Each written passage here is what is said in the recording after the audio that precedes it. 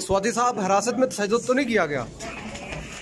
क्या कहेंगे स्वाति साहब? स्वाति साहब, चेयरमैन सेनेट से तो इजाजत दी गई आपकी गिरफ्तारी से कबल?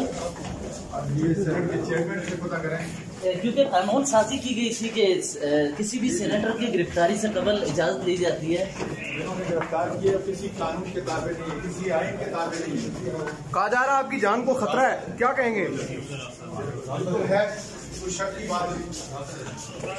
किससे खतरा है स्वाति साहब आपको? कुर्बानी देने के लिए जो है इंशाअल्लाह ताला इसकी आज़ादी यही है।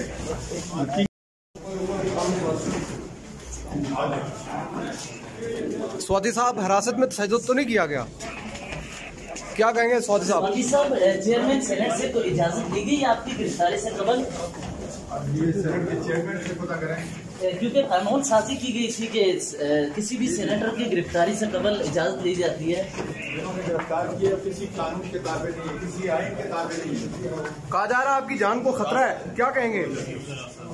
तो है कोई शक की बात नहीं। किससे खतरा है स्वाति साहब आपको? कुर्बानी देने के लिए जो है इंशाअल्लाह ताला इसकी आज़ादी यही है।